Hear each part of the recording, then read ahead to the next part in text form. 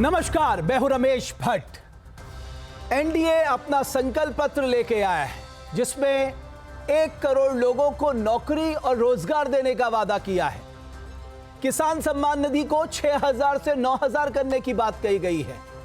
Manufacturing hub बनाने की बात की है। नए एक्सप्रेसवे बनाने की बात की है। बताया यह जा रहा है कि क्या यह संकल्प पत्र लोगों को रिझा पाएगा। एक तरफ संकल्प पत्र आया है, दूसरी तरफ मोकामा में बवाल मचा हुआ है। सूरजभान और अनंत सिंह के बीच में राजनीति में बाहुबलियों को रखने के जितने फायदे हैं उससे ज्यादा नुकसान भी है। लेकिन ये जो संकल्प पत्र और तेजस्वी प्रण है, इसमें जनता किसको चुनेगी? और क्या वाकई ये जो बातें कही जा रही हैं, इन्हें जमीन पे उतारना दोनों गठबंधनों के लिए क्या इतना आसान होने जा रहा है? बहरहाल आज के हमारे मुख्य सवाल हैं, एनडीए और महागठबंधन के वादों में ज्यादा वोट बटोरने की ताकत किसमें है?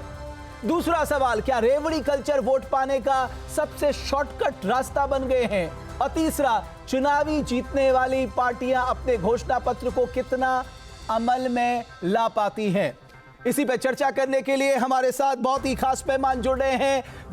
जयराम विप्लव, प्रवक्ता भारतीय जनता पार्टी, डॉक्टर अनु पासवान कांग्रेस पार्टी से, डॉक्टर राजकुमार राजन आरजेडी से, और श्वेता प्रिया जनता दल यूनाइटेड से। आप सबका बहुत बहुत स्वागत है। जयराम जी, सबसे पहले मैं आपसे जानना चाहता हूं कि कल तक आप कह रहे थे साहब ये तेजस्वी यादव तो हवाई बातें कर रहे हैं, आपने जो बातें कही हैं वो उतार पाएंगे जमीन पे? रमेश जी, एनडीए का घोषणा पत्र केवल वादों का पिटारा नहीं है। एनडीए का घोषणा पत्र हमारी उपलब्धियों का अगला अध्याय है जो हम अगले 5 साल में लिखेंगे। एक भी बिंदु ऐसा नहीं है जिसको हम कागज से जमीन पर उतार नहीं सके। नौकरियों की बात है, सरकारी नौकरी और रोजगार 2020 से 25 में हमने 10 लाख का वादा किया था। 10 लाख सरकारी नौकरी दी और 40 लाख रोजगार के नए अवसर बना करके दिए। वो तो तेजस्वी यादव कहते हैं मैंने दिए, वो हमारा है। तेजस्वी यादव कहते हैं मैंने दिए वो जी, तेजस्वी यादव कहते हैं मैंने दिए वो रोजगार। 5 लाख रोजगार दे के आया और 3 लाख प्रक्रियाधीन करके आया। आप और बिहार की जनता, देश की जनता जानती है कि राजनीतिक परिस्थितियों के कारण कुछ समय के लिए तेजस्वी यादव सरकार में शामिल हुए थे और उनके पास 5 विभाग थे। उन विभागों में जहां पर उनके दस्तखत से नियुक्तियां होनी थी, उन्होंने एक नौकरी, एक रोजगार कहीं दिया तो उनके प्रवक्ता उसको डाटा सार्वजनिक करे। ठीक है, लेकिन नीतीश कुमार जी के नेतृत्व में जो एनडीए के सरकार का निर्णय था 10 लाख नौकरियां देने का, वो निरंतरता में जारी रहा। उसमें कुछ समय के लिए तेजस्वी भी आए। विप्लव भाई, कोई आपसे ये पूछेगा 20 साल के बाद, अब आप कह रहे हैं कि साहब हम डिफेंस कॉरिडोर बनाएंगे, सेमीकंडक्टर हब बनाएंगे, मैन्युफैक्चरिंग पार्क बनाएंगे, टेक्सटाइल हब बनाएंगे, सिल्क हब बनाएंगे। 20 साल कम थे क्या? देश ने 70 सालों तक कांग्रेस का शासन देखा और जब 10 वर्षों में नरेंद्र मोदी जी की सरकार आई तो उन्होंने देश भर में वो सारे काम करके दिखाए। डबल इंजन की सरकार बिहार में चली, कुछ महीनों के लिए तेजस्वी ने भटकाने का प्रयास किया तो नीतीश जी ने रास्ता दिखा दिया। हम आज तक लगातार बिहार को विकास की रफ्तार देने के लिए इंफ्रास्ट्रक्चर पर काम कर रहे थे। ये डिफेंस कॉरिडोर हो, एक सेकंड और लूंगा, डिफेंस कॉरिडोर हो या सेमी कंडक्टर का हब बनाने की बात हो, उसके लिए जो जरूरी इंफ्रास्ट्रक्चर है वो हमने बना लिया है। अगले 5 साल में ये सारे काम करके दिखाएंगे। और मैं आपको बता देना चाहता हूं कि हमारे साथ आरजेडी के प्रवक्ता जो जुड़े हैं, बड़ी खुशी की बात है, वो आज अपने ब्लूप्रिंट के साथ आए हैं कि वो कैसे इंप्लीमेंट करेंगे। आप देखिए, उन्होंने मुस्कुरा के मेरी बात पे हामी भी भर दी है कि वो ब्लूप्रिंट लेके आए हैं। मैं आपको छोड़ने वाला नहीं हूं डॉक्टर राजन, जब तक ब्लूप्रिंट आप नहीं दिखाएंगे मुझे। श्वेता जी, पूछिए 2.5 करोड़ मैं आता हूं श्वेता जी। राजन साहब, मैं आ रहा हूं श्वेता जी। अब मैंने जो पूछा ना विप्लव भाई से, वो मैं आ रहा हूं डॉक्टर राजन, आ रहा हूं। दशा भी है डॉक्टर राजन, मैं आ रहा हूं आपके पास। श्वेता जी, वही मैं आपसे जानना चाह रहा हूं। आज आप कह रहे हैं कि साहब हम हर जिले में एक फैक्ट्री बना देंगे, 50,000 स्मॉल स्केल इंडस्ट्रीज खड़ा कर देंगे। तो लोग पूछेंगे ना साहब 20 साल में तो आप कर सकते थे, आपके पास मौका था, डबल इंजन की सरकार थी, सेंटर में आपका सपोर्ट था, सब कुछ आपके पक्ष में था, तब क्यों नहीं किया आपने? देखिए, रमेश जी, जिस हालत में हमें बिहार मिला था 2005 में, उसकी कल्पना जिस स्तर पे आज बिहार को पहुंचाया गया है, कोई और गवर्नमेंट कल्पना भी नहीं कर सकती है। जो इकोनॉमी बिहार का 0.2% हुआ करता था या मैक्सिमम 2% गया था 1990 से 2005 तक, जिसको स्टैग्नेंट इकोनॉमी बोलते हैं, डेड इकोनॉमी बोलते हैं। जब देश के हर एक राज्य में उदारीकरण जब 1992 के आसपास आया था, देश का हर एक राज्य विकास के रास्ते पे था और बिहार जंगल राज के रास्ते पे था। तो जो चीज़ें थी, जो लॉ एंड ऑर्डर्स थे, आपने सुना होगा, जो स्थिति था बिहार का, वहाँ से उनकी बेटियों की शादी, लालू जी की बेटियों की शादी हुई थी, सारे इंडस्ट्रीज, सारे शोरूम, सारे इन्वेस्टर्स वहाँ से भाग गए थे, लॉ एंड ऑर्डर नहीं था। तो किसी भी इन्वेस्टमेंट के लिए, इन्वेस्टर को अपने यहाँ बुलाने के लिए सबसे ज्यादा जरूरी होता है लॉ एंड ऑर्डर। आप 1990 से 2005 को सुना दे। अरे उन्होंने जो किया उनके कर्मों की सजा उन्हें मिलेगी। आप बताइए ना, 20 साल में आज आप आपके कह रहे हैं कि जी हम 50,000 इंडस्ट्री लगा देंगे, जी हम मैन्युफैक्चरिंग हब बना देंगे, जी हम सेमीकंडक्टर हब बना देंगे, हम मैन्युफैक्चरिंग पार्क बना देंगे, हम टेक्सटाइल पार्क बना देंगे, हम स्किल हब बना देंगे। एक भी आपने बनाया होता तो आज आप कहते हैं प्रत्यक्ष को प्रमाण की जरूरत क्या, देखिए हमने ये काम किया है, हम और ये काम करने जा रहे हैं। हम अभी भी बोल रहे हैं प्रत्यक्ष को प्रमाण की जरूरत नहीं होती है। इंफ्रास्ट्रक्चर में देख लीजिए बिहार कितना आगे निकल चुका है। लॉ एंड ऑर्डर्स, विश्वास दिलाने में, इन्वेस्टर्स को विश्वास दिलाना पड़ता है ताकि वो वापस आए, बिहार में इन्वेस्ट करें। मोकामा में देख रही हैं आप क्या हो रहा है करके, 15 साल मोकामा में देख रही लॉ एंड ऑर्डर की बात हो रही है। हालांकि अभी तो सब कुछ चुनाव आयोग के अधीन है, लेकिन देखिए मोकामा में क्या हो रहा है। अपराध होता है और FIR भी हो चुका है, इन्वेस्टिगेशन शुरू हो चुका है, लेकिन यही चीज आप पुराने टाइम में जाके देखिए, नरसंहार हो जाता था और एक FIR लॉन्च नहीं होता था। एक साथ 57 लोगों का गला रेत दिया जाता था, लेकिन एक FIR नहीं होता था। 1989 का सांप्रदायिक दंगा हुआ था, 15 साल तक RJD की सरकार रही थी, महागठबंधन की सरकार रही थी, कार्रवाई नहीं हुए थे। वो भी कार्रवाई हमारे गवर्नमेंट के आने के बाद ही हुआ है। आप इंटरेस्टेड नहीं है डॉक्टर राजन के ब्लूप्रिंट को जानने में कि वो कैसे अपने प्रोमिसेस को जमीन पर उतारेंगे? अब रमेश जी सिर्फ एक नहीं, आप इंटरेस्टेड हैं या नहीं, मैं तभी पूछूंगा। जब आप इंटरेस्टेड होंगी, विप्लव भाई इंटरेस्टेड होंगे, तब मैं राजन से कहूंगा अपना पिटारा खोलना। आज उन्होंने बहुत संभाल के रखा है अपना पिटारा, लेकिन उससे पहले हम एक बात बताना चाहते हैं। ये जो इन्होंने अभी क्रेडिट ले लिया है, हर एक प्लेटफॉर्म पे क्रेडिट लेते हैं, 5 लाख जॉब इन्होंने दिए जब तेजस्वी जी डिप्यूटी CM बने। पहली बात तो मुझे ये बताइए, इसलिए दिए कि वो कहते हैं मुझे जॉब देना आता है। आप देखिए डिप्यूटी CM बने, उनके पास कौन सा संवैधानिक पोस्ट है वो अपॉइंट करवा सकते हैं या एम्प्लॉयमेंट दे सकते हैं? Chief minister. रही बात 1990 से 2005 तक, तो वो चीफ मिनिस्टर रहे थे ना, RJD के लालू जी चीफ मिनिस्टर रहे थे, तब 1 लाख भी नहीं दे पाए थे, वो सिर्फ 94,000 नौकरी दे पाए थे। और अगर हम 1 करोड़ की बात करते हैं तो 1 करोड़ नहीं 2 करोड़। डॉक्टर राजन ब्लूप्रिंट है, चलिए आप ठीक है डॉक्टर राजन खोलिए अपना पिटारा, करिए इन सबका मुंह चुप। मैं भी रोज पूछ के थक गया। रोजगार का कमिटमेंट करते हैं जिसे पूरा किया जा सकता है। अभी डॉक्टर राजन बता रहे हैं आपको, नौकरी की बात फिर मैं आपके पास आऊंगा। मैं आपके पास कई बार मौके आएंगे, सारी बातें एक ही बार में क्यों कर रही हैं? डॉक्टर राजन आज खोल दीजिए अपना पिटारा, आप बताइए आज सबको।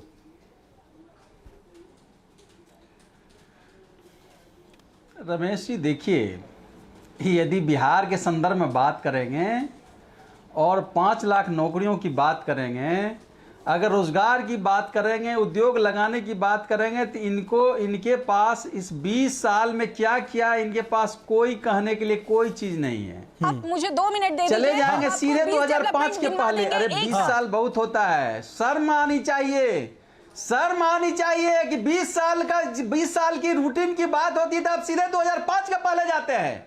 2 दशक सत्ता में थे, बिहार को गरीबी के दलदल में फंसा रखा है।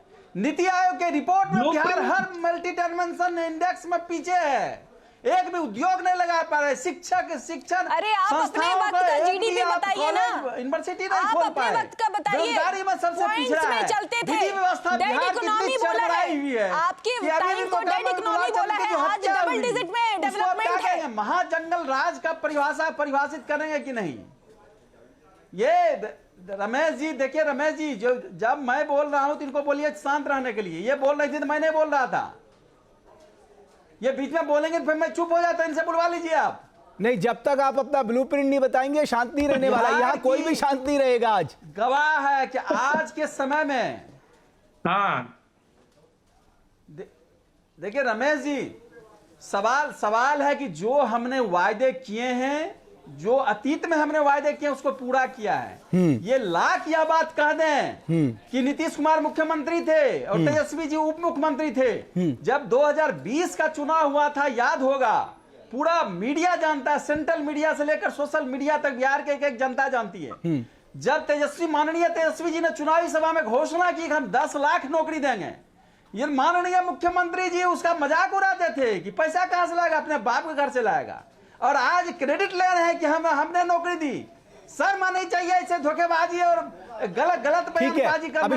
अभी डॉक्टर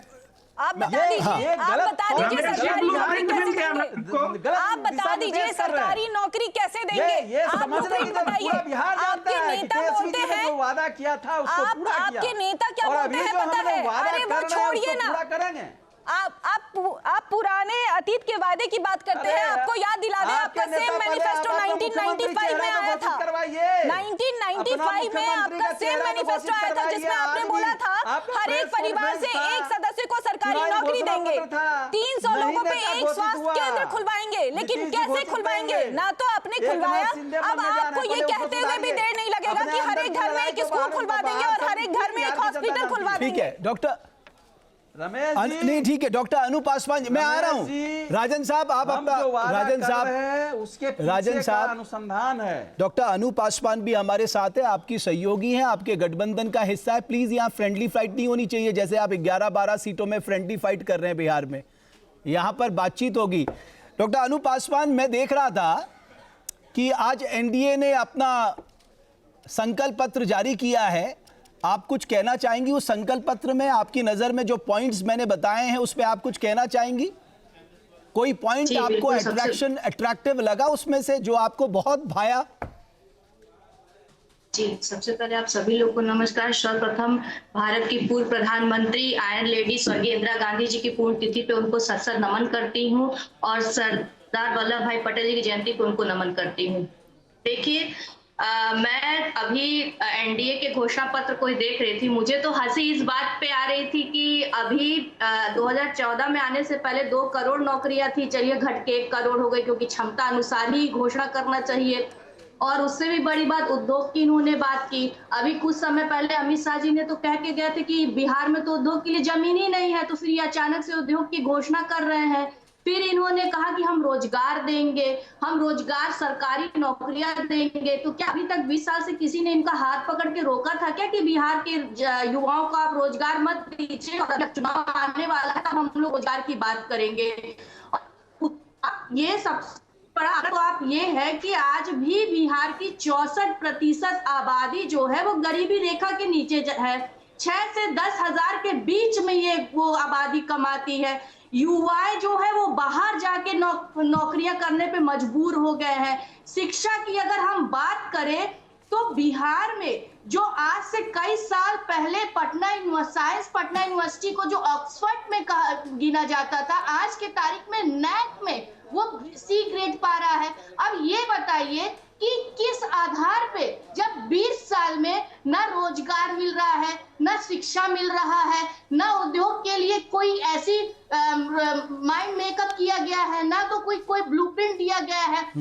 आपने 20 साल में तो कोई ढांचा ही नहीं खड़ा किया और आप अचानक से कह रहे आने वाले 5 साल डॉक्टर अनूप पासवान, मुझे लगता है विप्लव जी, अच्छा विप्लव जी, विप्लव जी वो तो ठीक है, जी, जी। वो कह रही है ये defence corridor, semiconductor, manufacturing park, textile hub और सिल्क हब के लिए जमीन कहां से आएगी?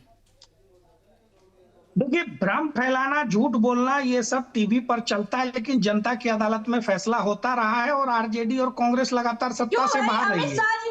अब बीच में ना बोले प्लीज। अभी मैं कहा था कि बिहार में जमीन नहीं, अरे भाई सुन लीजिए ना, बीच में ऐसे मत बोलिए। अमित शाह जी ने, अरे इसीलिए तो मैंने कहा रमेश जी, अमित शाह जी का है तो आप इसमें रमेश जी आपका संरक्षण चाहिए यहाँ पर, जंगल राज यहाँ ना होने दे।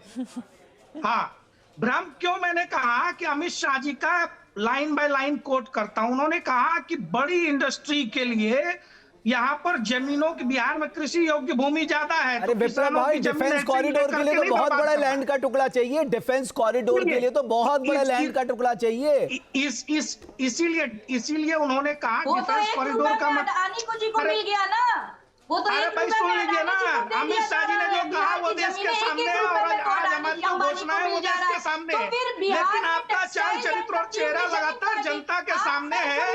2005 से लेकर के 2020 तक 7 लाख सरकारी नौकरियां हमने दी, लेकिन आप झूठ बोल रही हैं। 2020 से 2025 तक 10 लाख सरकारी नौकरियां एनडीए की सरकार ने दी, लेकिन आपको झूठ बोलना है। जनता जानती है कि नौकरी के बदले जमीन लिखाने के मामले में अपराधी कौन है, आरोपी कौन है, कौन जेल जाने के कगार पर खड़े हैं। 15 वर्षों के शासन में केवल 94,000 नियुक्तियां कर पाए, और उन नियुक्तियों में भी व्यापक भ्रष्टाचार हुआ। सरकारी खजाने को लूट के सर्वोच्च नेता जेल और बेल के खेल में सजा याफ्ता अपराधी है। तो आपका चाल चरित्र और चेहरा, चाहे law and order doctor Anoop Paswan रुक जाइए ना, विप्लव जी को कहने दीजिए अपनी बात। मामला हो या फिर भ्रष्टाचार का मामला हो, सार्वजनिक है। बिहार में इंडस्ट्री लाएंगे, बिहार में एग्रीकल्चर के क्षेत्र में भी 1 लाख करोड़ का इन्वेस्टमेंट होगा, और ये सब आज जब हो रहा है ना, तभी संभव है कि 20 साल में इंफ्रास्ट्रक्चर के काम हुए हैं। बिजली की पर्याप्त सुविधा आई, हर घर नल से जल मिला, सड़कों का जाल बिछा, पुलों का जाल बिछा हुआ है, और रेलवे लाइन का पूरा बिहार सहित पूरे भारत में विद्युतीकरण हुआ। तमाम ऐसी चीजें जो एक इंडस्ट्री लाने के लिए आवश्यक है, वो हमारी सरकार ने किया। ठीक है, अभी डॉक्टर अनूप पासवान आपको कुछ कह रही। विप्लव भाई, आपने तो अपनी उपलब्धियां बता दी। एक बार डॉक्टर अनूप पासवान कुछ कह रही है। डॉक्टर अनूप पासवान बोलिए, फिर मैं। जी बिल्कुल। अभी इनका मैनिफेस्टो ही देख रही थी, इसमें ये भी दिया है कि भाई 5 साल में बाढ़ मुक्त कर देंगे। अभी हाल ही में अगस्त जो अगस्त में इतना भयानक बाढ़ का प्रकोप पूरा बिहार झेल रहा था, तो क्या आप लोग इंतजार कर रहे थे क्या कि आने वाले चुनाव में हम ये घोषणा करने वाले हैं? क्या वो जो बाढ़ का प्रकोप पूरे बिहार में झेला, जो जनता ने झेला, जो अपने आप से अपनी व्यवस्था कर रहे थे बाढ़ बचने के लिए, तो क्या वो समय आप वापस ला पाएंगे क्या? और आप मुझे ये बता दीजिए कि अभी तक क्यों नहीं बिहार को पीएम मित्र पार्क दिलवा पाए हैं? टेक्सटाइल मंत्री गिरिराज सिंह जी है, वो तो वहीं के हैं, वो क्यों नहीं करवा पाए? जबकि आवेदन तक किया गया था, वहां पे 1719 एकड़ जमीन तक वेस्ट चंपारण में दी ये गई बात थी, आपने तो अच्छी की क्यों डॉक्टर नहीं किया गया? डॉक्टर अनूप पासवान, क्यों ये नहीं बात किया अच्छी कही गया आपने। अब तक? हाँ बताइए विप्लव जी, कम से कम पीएम मित्र पार्क तो मिल ही जाना चाहिए था साहब। टेक्सटाइल मिनिस्टर आपके बिहार के, और उन्होंने सही कहा, एप्लीकेशन भी गई थी। हाँ ये बात भी सही है, सांसदों के बीच में लड़ाई हुई कि किसके क्षेत्र में खुलना चाहिए। वो भी होगा। पहली बार अब बीच में फिर बोलेंगे, बिहार सरकार ने पहली बार इथेनॉल पॉलिसी लागू की, बिहार सरकार ने पहली बार लेदर और टेक्सटाइल पॉलिसी लागू की, सारी प्रक्रियाओं को पूरा किया गया है। पीएम मित्र पार्क भी बना, गया में बहुत बड़ा इंडस्ट्रियल, गुजरात में टेक्सटाइल अरे भाई क्या लगातार आप बोल रहे हैं? इंडस्ट्री खोलेंगे, और इंडस्ट्री की बात वो करेंगे जिन्होंने मनौरा में मॉडल फैक्ट्री बंद करवा दिया। इंडस्ट्री की बात वो करेंगे जिनके नाम में चीनी मिलें बंद हो गई। इंडस्ट्री की बात की सरकार 15 साल नहीं रही है, उतनी बुरी हालत नहीं की गई थी। ठीक है, फर्टिलाइजर बंद हो गया, विप्लव भाई बंद हो गई, ठीक है, वो बात करेंगे। श्वेता जी, फर्टिलाइजर एक मिनट मैं आ रहा हूँ। ठीक है श्वेता जी, वैसे ये बात तो गलत नहीं कह रही है डॉक्टर अनूप पासवान। पीएम मित्र पार्क तो आपको मिल ही जाना चाहिए था। बरगला नहीं सकते हैं, सब कुछ होगा। अभी तक जितनी चीजें सब कुछ होगा, सब होगा। नहीं हो पाया। नहीं अभी इनके हर एक बात पे, हर एक पॉइंट का। श्वेता जी और अनूप पासवान को लेके आइए प्लीज, दोनों को। लेकिन पहले आपको इंश्योर करना पड़ेगा। श्वेता जी आप बोलिए। अनु जी बोलेंगी तो हम नहीं बोलेंगे। आप बोलिए पहले। अनु जी नहीं बोलेंगी। पीएम, वो पूछ रही है पीएम मित्र पार्क बिहार को क्यों नहीं मिला? मिल जाएगा। अभी तक कोई भी ऐसा कमिटमेंट, जो भी कमिटमेंट किया गया है, आप मुझे ये बताइए। फिर मैंने आपसे बोला ना, आप बिल्कुल पॉइंट आउट कर लीजिए मेरी बातों को, आप फिर से आप मेरी बातों को काउंटर करिएगा। अभी हम आपकी बातों को तो कितनी आशावादी हैं, कितने प्रेम से उन्होंने कहा मिल जाएगा, तो ये इस पे विश्वास रखिए ना। बिल्कुल मिल जाएगा। और आप ऐसे विश्वास रखने वाली बात है भी, वो इसलिए क्योंकि बताइए आज तक जितने भी कमिटमेंट्स हमने किए हैं नीतीश जी के नेतृत्व में, जितने भी कमिटमेंट्स किए गए हैं, क्या वो पूरे नहीं किए गए हैं? लेकिन ये जो कमिटमेंट होते हैं, ये केवल चुनाव से पहले ही क्यों? 125 यूनिट फ्री पावर, 12,000 करोड़ रुपए, 1100 सोशल सिक्योरिटी स्कीम, 1.13 करोड़ लोगों को ये 5,000 करोड़ रुपए, पेंशन के लिए जो आप पैसा दे रहे हैं 9,300 करोड़ रुपए, 1,000 monthly allowance to 12 lakh, unemployment 15,000 crore रुपए, कंस्ट्रक्शन वर्कर को वन टाइम आपने 5,000 दिया, 16 लाख लोगों को 800 करोड़ रुपए, आंगनबाड़ी तिवारी और जीविका दीदी का आपने पैसा बढ़ाया 100 करोड़ रुपए। साहब जो आपके पास थोड़ा बहुत रूम था वो भी आप खर्च करके चले गए। मैं तो ये सोच रहा हूं कि आरजेडी वाले ने, ये गठबंधन ने क्या सोच के इतने प्रोमिसेस किए हैं, क्योंकि बजट में तो कहीं स्कोप दिख नहीं रहा। 3,17,000 करोड़ खर्च हो गए हैं आप पूरे। देखिए रमेश जी, जहां तक कमिटमेंट की बात है, इन लोगों की तरफ एक कमिटमेंट हम लोग करते नहीं है। जो घोषणा आज तक किया गया है, जैसे इन्होंने बोला सिर्फ घोषणा होता है, क्षमता इनकी होती नहीं है। हम बता दें हमारी क्षमता घोषणा से ज्यादा की होती है, बट हम झूठा कमिटमेंट नहीं करते, इसीलिए अपनी क्षमता से कम कमिटमेंट करते हैं। और उसका एग्जाम्पल जो रोजगार का ये लोग लाते हैं, हम लोगों ने 20 लाख रोजगार की बात की थी और 50 लाख रोजगार 5 साल में दिया था, जिसका क्रेडिट ये लोग लेने आ जाते हैं। इन लोगों की तरह जो मैंने पहले भी बोला है, 1995 में जो इनका मैनिफेस्टो आया था उसमें भी यही था, हर एक परिवार से एक को देंगे। क्या इन्होंने दिया?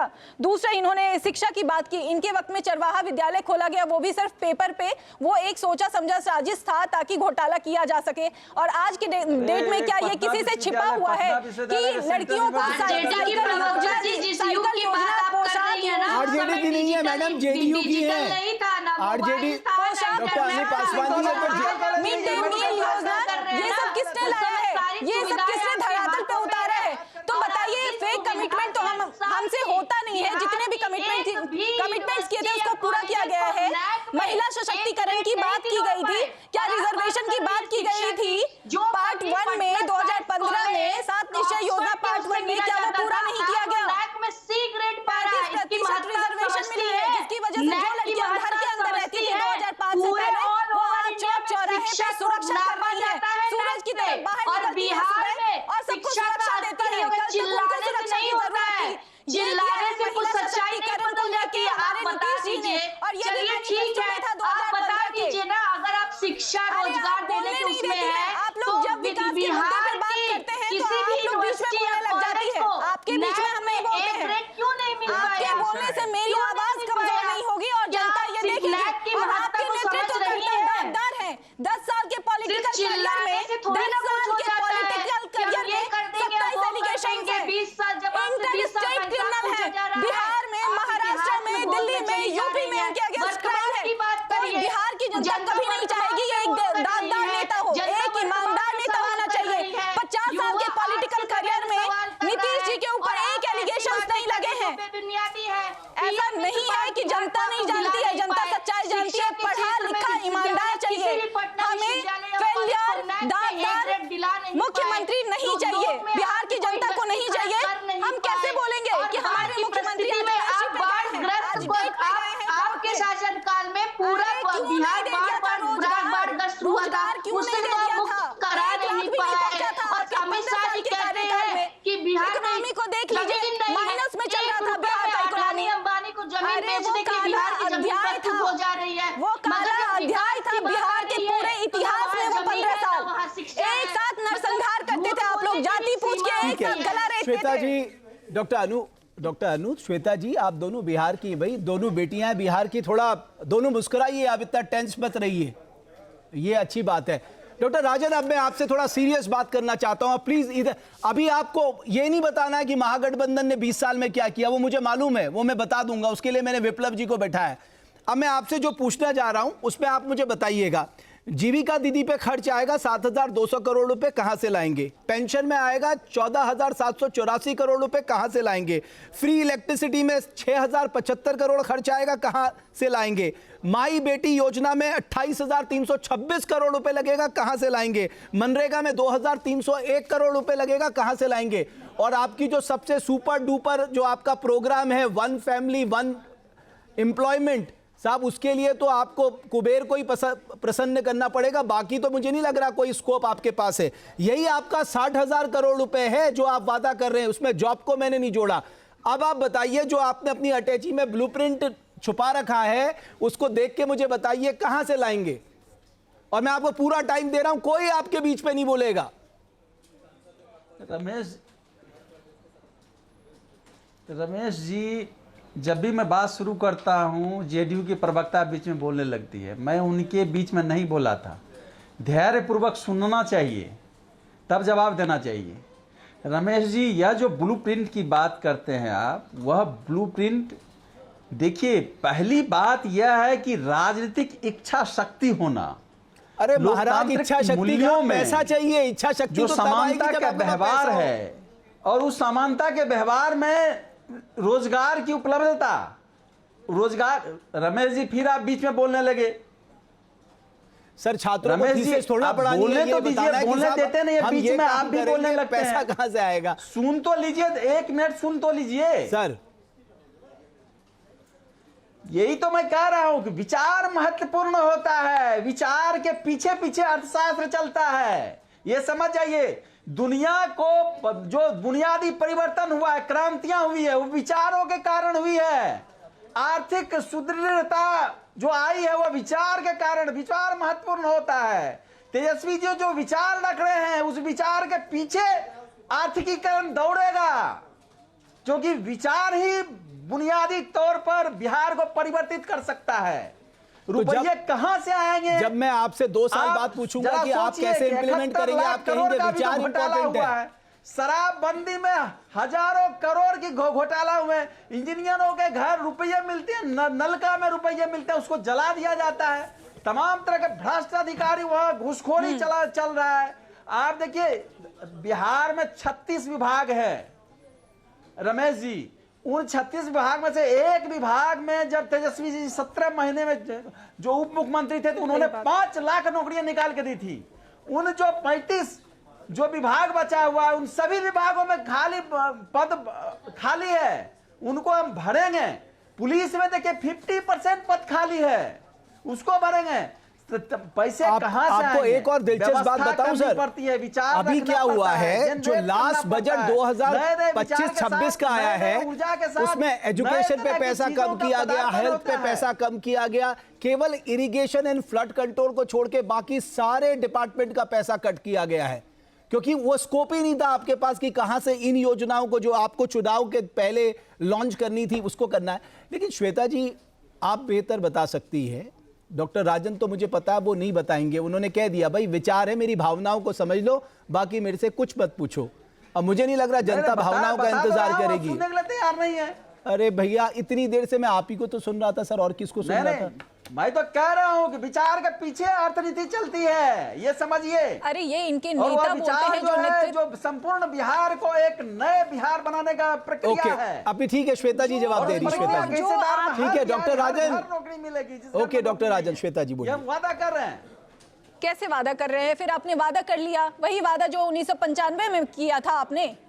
देखिए इनके जो नेतृत्व करता है तेजस्वी जी, वो बोलते हैं ये मत मुझसे पूछिए कहां से होगा, कहां से होगा, कहां से होगा। उनका ये स्टेटमेंट है, ये विजन है हमारा। अब बताइए, उनका ये स्टेटमेंट है, विजन है हमारा। जिसके पास डिवीजन ना हो वो विजन की बात करेगा। कैसी बात करते हैं? आपने बोला सरकारी संस्थानों में पोस्ट खाली है, 26 लाख सरकारी पोस्ट है बिहार में, जिसमें से 23 लाख फुलफिल्ड है, उस पे सीट्स खाली नहीं है। आपको पता है 2.5 करोड़ जॉब क्रिएट करने होंगे, 2.5 करोड़ 2.5 करोड़ जॉब क्रिएट करने होंगे हर फैमिली को, अगर मिनिमम अगर आप देखें। वही डिफरेंस है। इनकी सरकार, इनका जो घोषणा पत्र है तेजस्वी पत्र, उसमें और हमारे संकल्प पत्र में यही तो डिफरेंस है। हम रोजगार की बात करते हैं, ये सरकारी नौकरी की बात करते हैं। हम रोजगार का बता देंगे कहां से पैसा लाएंगे। आप बताइए ना कहां से पैसा लाएंगे आप? क्यों लोगों को गुमराह करते हैं? अब ये 90 दशक वाली नहीं, ये 90 दशक वाले जनता नहीं है जो आपके इस जुमले से बहक जाएगा। पढ़ा लिखा बिहार है, पूरा नहीं कर पाए। अब 20 साल से बिहार में पढ़ाई का स्तर सुधरा है। लड़कियों के लिए पोशाक योजना, साइकिल योजना, आप जाके पूछ लीजिए किसी से। अच्छा ठीक है, विप्लव जी को ले आते चर्चा में। विप्लव जी, स्कूल कितने प्रतिशत लोग जाते थे? आपका अधिकार है ये पूछने का कि साहब ये कहां से करेंगे, कैसे करेंगे। एक बार श्वेता जी, लालटेन बुझ चुका है। आप लोगों को ये भी बोलते हुए देर नहीं लगेगा, लालटेन में तो तेल बचा नहीं। आप बोलेंगे हम जान हर किसी के घर में लाके मैं आ रहा हूं, टांग देंगे। विप्लव भाई मैं आ रहा हूं। विप्लव भाई कैसे लाएंगे? विप्लव भाई एक बात वो भी सही कह रहे हैं। मैं तेजस्वी यादव का एक बयान सुन रहा था, उन्होंने कहा साहब मेरी उम्र अभी 37 या 39 साल है, जो भी उन्होंने कहा होगा। उन्होंने कहा कि मेरा एक लंबा पॉलिटिकल कैरियर है, अगर मैं अभी झूठ बोलूंगा तो मैं अपनी राजनीति खत्म थोड़ा करूंगा, अपने पैर में कुल्हाड़ी थोड़ा मारूंगा जो आप सोच रहे कि मैं इंप्लीमेंट नहीं कर पाऊंगा। मैंने बहुत सोच समझ के, पूरा विचार करके, सारा जो भी अपना इकोनॉमिक्स है उस पर वर्कआउट करके ये प्रोमिसेस किए, आप मेरे पे क्यों नहीं भरोसा कर रहे हैं? रमेश जी, विचार की बात बहुत हुई, विचार शब्द आया, विचार के साथ साथ व्यवहार शब्द भी चलता है और लोकमत उसी से बनता है कि अगर मैं कोई विचार दे रहा हूं, कोई बात कह रहा हूं, प्रॉमिस कर रहा हूं, तो मेरा व्यवहार क्या है, मेरा ट्रैक रिकॉर्ड क्या है, हमने क्या काम किया पीछे। तो पीछे इनके माता पिता के 15 वर्षों का शासन किस प्रकार जंगल राज कुशासन का रहा है, और नौकरी तो छोड़िए, जो सरकारी नौकरी में पेंशनधारी लोग का जो वादा किए थे, वादा कहाँ गया? 15 लाख का वादा भूल गए मत करिए, यहाँ गुंडागर्दी मत करिए। आप तो कहा था आप शांति से सुनिए, कितने लाख नौकरी दिया रमेश जी, इस प्रकार से लगातार ये दूसरों के बीच में बोलते हैं, लेकिन अपने बयान से पूर्व ये जरूर आग्रह करते हैं मेरे बीच में कोई नहीं बोले। 15 आज सच्चाई ये है कि 15 वर्षों में इनके माता पिता का ट्रैक रिकॉर्ड सबके सामने है, और लगातार तेजस्वी यादव का भी ट्रैक रिकॉर्ड सबके सामने है। नौकरी के बदले जमीन लिखवाने का व्यवहार रहा है इनका, व्यवहार अपहरण उद्योग में नौकरी देने का रहा है इनका, व्यवहार मर्डर और फिरौती का रोजगार देने का रहा है, और आज सड़कों पर दिख रहा है। रमेश जी, इनके समर्थक गाने बना रहे हैं, बिहार में अभी तक यादव सरकार बनतो तो यादव रंगार बनतो, एक भी कट्टा लेके उठा ले बौधारा से। क्यों नहीं लगे? इस प्रकार की सोच आज बिहार के सड़कों पर दिखाई पड़ रही है। विचार के साथ व्यवहार को लेकर के जो चलता है, जिनका ट्रैक रिकॉर्ड है काम करने का, वही लोग करेंगे ना। जिनके समय में काम हुआ बिहार की जनता देख रही है, यही कारण है कि लगातार आरजेडी रिजेक्ट होती आई है, इस बार भी रिजेक्ट हो रही है। ठीक है, डॉक्टर अनूप पासवान, श्वेता जी आपके पास। डॉक्टर, एक मिनट डॉक्टर राजन, डॉक्टर अनूप पासवान, लेकिन इन सब के बावजूद एक सवाल जो सब लोग डिस्कस कर रहे हैं, महागठबंधन की एकजुटता में 11-12 सीटों का ग्रहण फ्रेंडली फाइट का क्यों लग गया, ये सब लोग डिस्कस कर रहे हैं। कह रहे जब ये अभी सीट शेयरिंग एकजुट नहीं हो पा रहे, ये बाद में कैसे एकजुट होंगे? बिकॉज ये जो प्रोमिसेस आपकी है महागठबंधन की, इसमें आरजेडी के भी प्रोमिसेस है, आपकी भी प्रोमिसेस है। अभी तो मैंने पूछा ही नहीं, ओल्ड पेंशन स्कीम को आपने लागू कराने की बात की है, उसका एक अलग इकोनॉमिक इम्पैक्ट है स्टेट के बजट्स में। तो ये पहले ये मुझे बताइए कि ये जो महागठबंधन में फ्रेंडली सीट को लेके जो ये पूरा मामला चल रहा है, तो ये कहीं ना कहीं आपकी एक इमेज को डेंट नहीं पहुंचाता कि ये साहब ये एकजुट ही नहीं हो पाए, ये सीट शेयरिंग ही नहीं कर पाए? नहीं, बिल्कुल नहीं, मैं इस चीज पे बिल्कुल सहमत नहीं हूँ रमेश जी कि ये कहीं भी महागठबंधन की किसी भी तरीके से कोई क्षति पहुंचा रहा है। देखिए, जो भी चीजें होती हैं बहुत सोच समझ के रणनीति के तहत होती हैं, और हमने जिन सीटों पे फ्रेंडली फाइट रखा है वो भी बहुत सोच समझ के रखा है, और इसका असर बहुत अच्छा है, और जमीनी स्तर पे तो बहुत ही अच्छा दिख रहा है। पर सवाल तो ये है ना रमेश जी कि आप अभी मैं ये सुन रही थी कि भाई विपक्ष से और सत्ता पक्ष से यही सवाल किया रहा, विपक्ष से ये पूछा जा रहा था कि आप ब्लूप्रिंट दीजिए, ब्लूप्रिंट दीजिए। आप ये कह रही हैं, एक मिनट डॉक्टर अनूप पासवान, आप कह रही हैं महागठबंधन ने सोची समझी रणनीति के तहत इन 11-12 सीटों में फ्रेंडली फाइट रखी है। बिल्कुल, मैं यही कह रही हूँ, मैं फिर से दोहरा सकती हूँ, मैं यही कह रही हूँ कि बहुत सोच समझ के ही कोई रणनीति बनाई जाती है, और महागठबंधन में भी, इंडिया गठबंधन में भी इसको बहुत सोच समझ के ही किया गया है, और इसका रिजल्ट हमें दिख भी रहा है। हम भी लगातार अंदरूनी तौर पर सर्वे कर रहे हैं, और रिजल्ट उन्हीं सीटों पे भी बहुत अच्छा दिख रहा है हमें। चलिए, मैं आपको बधाई देता हूं। अगर फ्रेंडली फाइट में महागठबंधन आपस में लड़ रहे हैं, उसमें अगर आपको फायदा मिल रहा है, तो मुझे लगता है ये राजनीति का एक अलग स्वरूप निकल के आएगा इस बार बिहार में।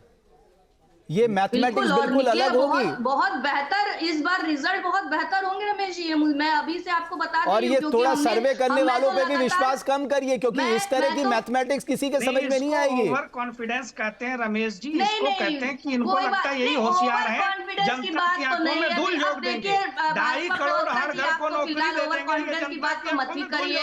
तो अपने किसी मैनिफेस्टो को 2014 के मैनिफेस्टो को तो आप पूरा कर नहीं पाए, और आप नया मैनिफेस्टो लेके आ जा रहे हैं। अभी मैं पूछ दूं कि मोतिहारी में 2014 में प्रधानमंत्री जी कहे थे कि मैं यहाँ का चीनी मिल खुलवाऊंगा और इसी की चाय पीऊंगा, अभी तक वो चाय पीने नहीं पहुंचे पहुंचे हाँ, हैं। ठीक है। अभी जब दोनों मोदी मिलकर जी लोग दिखे तो उन दोनों को भी साफ कर दिया। कब आएंगे प्रधानमंत्री पिछले जी? 20 कब साल खुलेगा? से- एक मिनट विप्लव भाई, एक मिनट एक एक करके, विप्लव जी एक एक दुख करके। की बात तो ये है अच्छा कि डॉक्टर अनूप प्रधानमंत्री जी तो- पासवान, आप पूछिए, विप्लव जी से पूछ लीजिए जो आपने चीनी मिल के बारे में पूछा, फिर वो जवाब देंगे। मैं वही कह रही हूँ ना, 2014 में प्रधानमंत्री जी गए थे मोतिहारी में और वहां पे कहा था कि भाई समस्तीपुर में, कि उन्होंने कहा था कि मैं यहाँ का चीनी मिल खुलवाऊंगा और यहाँ की चीनी मिल के चीनी से ही चाय पीऊंगा। ना अभी तक वो खुला, ना तो वो चाय ठीक है, पीने अभी आए। विप्लव भाई वहाँ जवाब पे दे आ रहे हैं, इंतजार वो क्यों कर नहीं रहे खुला, हैं विप्लव भाई कि बता आज रहे हैं। कम से कम चीनी मिल डॉक्टर तो अनूप खुल जाए, पासवान हो चाय गया। तो लोग पी लें। ओके विप्लव जी बता दीजिए। हाँ, सबसे पहले तो जनता इस बात को पूछना चाहती है कि ये जो आज इतने शरीफ बन करके घूम रहे हैं महागठबंधन वाले, अरे इनके भाई राज्य में 14 से जनता- अधिक चीनी मिलें बंद क्यों हुई थी 90 से 2005 के बीच ऐसा में? है, बड़ौदा का ऐसा है, मॉर्टेन बंद चॉकलेट का करके, मिल, या तो बहुत आप बड़ा बंद कारखाना करके क्यों आप बंद लोग हुआ था? क्षेत्र में उतरते क्यों? हैं। मेरे पास क्यों? ऐसे बहुत क्यों? सारे वीडियो आए हैं, कल से लेके परसों से लेके कल तक के, जहाँ पे अरे आप लोग वीडियो बीजेपी आप के देखते सांसद रहिए, कहते वो हैं कि मंत्री सुप्रिया जा रहे सुने हैं, तो प्रचार राहुल गांधी की कर रहे, झूठ की जनता उन्हें फैक्ट्री में दौड़ा आप दौड़ा के बनाते मार रहिए, रही लेकिन है। जनता तो उनके पूछेगी नेताओं- कि आपके उनको- जंगल उनको- राज कुशासन उनका और मुर्दाबाद का अपराधीकरण नारा लगता है भ्रष्टाचार बीजेपी के का। कारण आप लोग समझ बिहार में जाइए। उद्योग धंधे आप बंद हुए, लोग बिहार इतिहास के की व्यापारियों गोद का में बड़े बैठना पैमाने बंद पर करिए, वर्तमान की पलायन बात हुआ करिए, और क्योंकि 20 जनता वर्ष समाज वर्तमान एनडीए की की बात सरकार करेगी। को वापस पटरी में लाने पर जाके मोदी लगा है जी बिहार को। बिहार के बिहार युवाओं को रफ्तार पकड़ ये रहा कह रहे है, हैं कि बिहार ने भाई रील बनाओ, इंफ्रास्ट्रक्चर को रोजगार दुरुस्त कर लिया और है, आप लोग बिहार ने यहाँ पे सड़कें ठीक मैनिफेस्टो की में है, डाल रहे हैं कि हम 23,000 1 करोड़ के सरकारी बजट को नौकरियां देंगे। 3.5 लाख करोड़ के बजट तक लेकर के आए हैं। प्रधानमंत्री जी कह रहे हैं कि रील बना रहे, रोजगार है, और आप लोग मैनिफेस्टो में डाल रहे हैं कि 1 करोड़ सरकारी नौकरी देंगे। किस प्रकार से देंगे? 1 कप चाय से 1 GB डेटा फ्री हो ठीक गया है, है। सस्ता हो गया है। एक मिनट विप्लव जी। किसको मूर्ख- डॉक्टर अनूप पासवान, किसको मूर्ख आप लोग बना रहे हैं? एक मिनट विप्लव जी, विप्लव जी एक मिनट, विप्लव जी एक सेकंड। हाँ ठीक है श्वेता जी, अगला अध्याय ठीक है, अभी श्वेता जी मेरे साथ है। अनु जी चीनी मिल की बात कर रही थी, हम आपको बता देते हैं। एनडीए लिखने जा रहा है। ठीक है श्वेता जी बताइए। आप चीनी मिल की बात कर रही थी, आपके वक्त में 30 में से 22 चीनी मिल बंद कर दिए गए थे। अभी सुना होगा आपने रीगा में चीनी मिल खोला जा रहा है।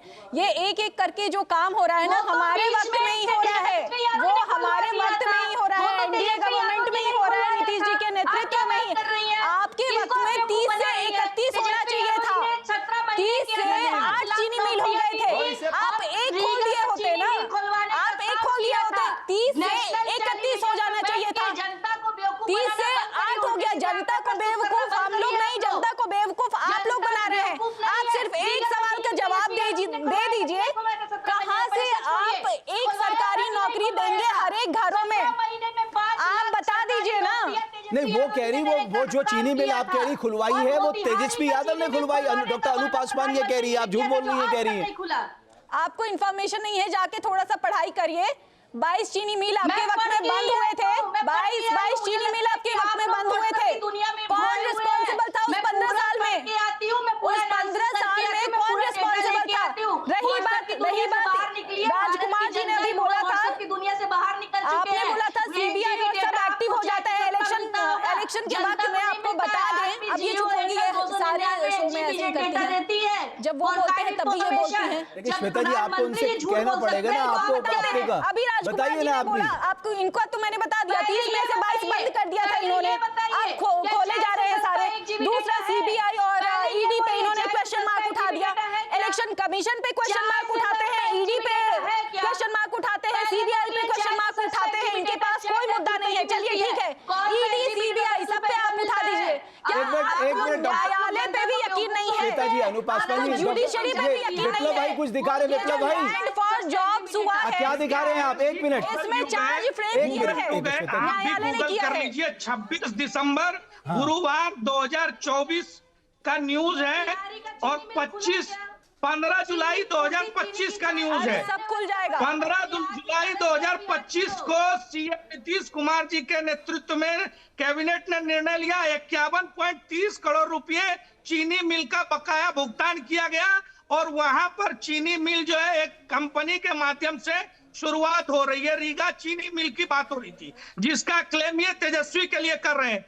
तो 14 जुलाई 2025 में तेजस्वी यादव जी किस पद पर थे, जरा बताइए। जब शुरू हुआ था जब 17 महीनों की सरकार जो चली थी महागठबंधन के साथ, 25 उस समय माननीय मुख्यमंत्री थे, कभी ध्यान नहीं चीनी मिल बंद किसको कराया, जिसके जंगल राज में हुआ था उसका जवाब नहीं है इनके पास। उन्होंने खुलवाया। चाहे वो रेलवे हो, अरे चीनी मिल व्यापारियों के बच्चों का अपहरण कराने वाले, उनके परिवार को धमकियां देने वाले, कहाँ बड़ी ठीक है विप्लव भाई, डॉक्टर राजन, अरे अब ये डॉक्टर राजन एक मिनट, एक मिनट डॉक्टर एक मिनट विप्लव भाई, विप्लव भाई एक मिनट, विप्लव भाई एक मिनट रुकिए ना, गोली चली आती है। ठीक है डॉक्टर राजन, लाखों करोड़ का राजन, कारोबार कर रही है। एक मिनट डॉक्टर राजन, एक मिनट विप्लव भाई एक सेकेंड, डॉक्टर राजन इतनी आसानी से कह देते हैं आप सारे अच्छे काम 17 महीने में हुए, बाकी कुछ हुआ ही नहीं बिहार में। 15 साल में पूछिए क्या हुआ था इनसे। अरे 15 साल का तो बात की बात है, लेकिन क्या सारे अच्छे काम बिहार में केवल 17 महीने में हुए? रमेश जी, सच्चाई यही है, सच्चाई यही है कि जब माननीय देखिए जो भी कार्य हुए हैं, अभी आप देखिए जो घोषणा एनडीए की तरफ से हुई, सारी घोषणा माननीय तेजस्वी जी ने जो पहले लिया, बिहार को वादा कर रहे थे, उसी का अनुकरण करके इन्होंने किया। युवा वर्ग का आयोग बनाना हो, चाहे महिला को आत्मनिर्भर बनाने का प्रक्रिया हो, मान सम्मान योजना किया तो इन्होंने 10,000 रुपया अकाउंट में डाल दिया। इनके पास कोई योजना नहीं है, कोई दृष्टि नहीं है, कोई विजन नहीं है, बिहार को नए बिहार को बनाने का कोई संकल्प नहीं है। विप्लव भाई मैं आ रहा हूँ, विप्लव भाई एक मिनट रुकिए ना, आगे आगे चलते हैं। डॉक्टर राजन मेरी दूसरी बात यह है, हमने जो तेजस्वी निकाला है एक मिनट बिहार के घोषणा पत्र में, ठीक है विप्लव भाई एक मिनट रुकिए ना, डॉक्टर राजन अभी सुनिए ना, डॉक्टर राजन आपने कहा तेजस्वी यादव ने 17 महीने में चमत्कार कर दिया, मैं आपकी बात को मान लेता हूं। बिना चीफ मिनिस्टर की सहमति के कैबिनेट का बॉस कौन होता है भाई? बिल्कुल, बिना चीफ मिनिस्टर की सहमति के सारे काम कर लिए। अरे आप तो प्रोफेसर हैं साहब, आपको तो पता ही होना चाहिए पूरी प्रक्रिया क्या होती है।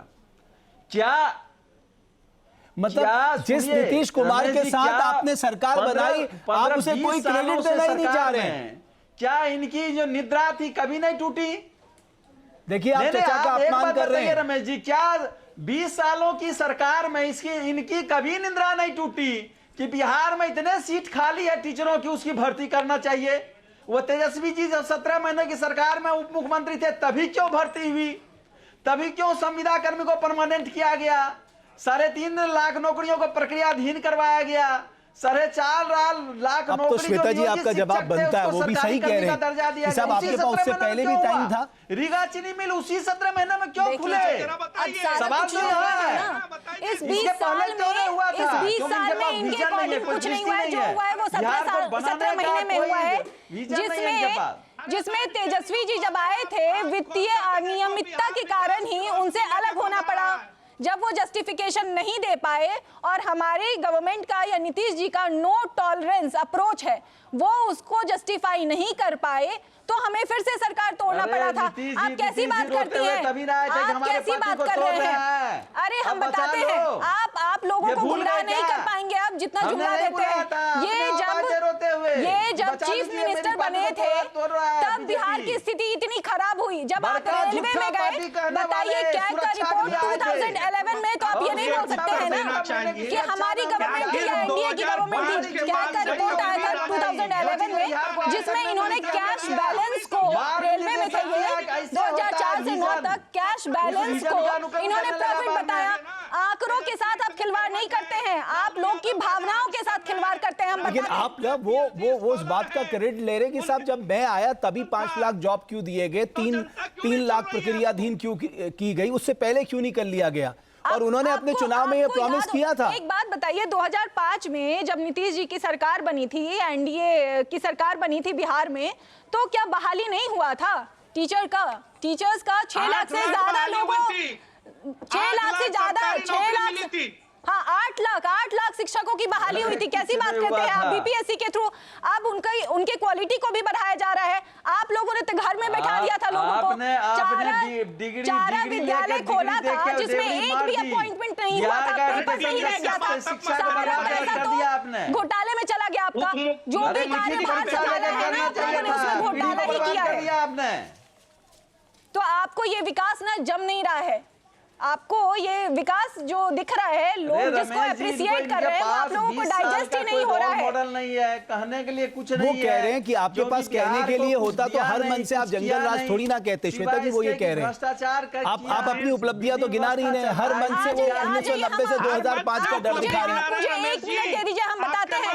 विद्युतीकरण में बिहार 100% है, आपके वक्त में कितना था? 10% था। 10% घर में भी 2-3 घंटे के लिए होता था। उस विद्युतीकरण की वजह से सिंचाई सबसे अच्छा हुआ है, महिलाएं पहले नंबर पे है। बिहार में महिला पुलिसकर्मी जो आरक्षण की वजह से पॉसिबल हो पाया है, और बिहार पहला स्टेट है जिसने 50% रिजर्वेशन दिया था लोकल लेवल गवर्नमेंट में। आप कितने इंफ्रास्ट्रक्चर में सबसे आगे है, जीडीपी डबल डिजिट में है, आप क्या बोलते हैं? आपके वक्त में तो माइनस में था।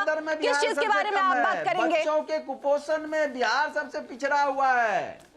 एजुकेशन का, शिक्षा का ड्रॉपआउट सबसे ज्यादा बिहार में है। था आपकी आपके वक्त में महिलाओं का शिक्षा, अगर लिटरेसी रेट देखें 33% था, अभी 66% है। आप क्या बात करेंगे? आपके वक्त में लिटरेसी रेट अगर इन टोटल देखें 44% था, अभी 71% है। एक चीज बड़ी आज इंटरेस्टिंग हुई विप्लव भाई, बहुत संक्षेप में, जब आपकी प्रेस कॉन्फ्रेंस हुई 30 सेकंड में ही सब चले गए साहब।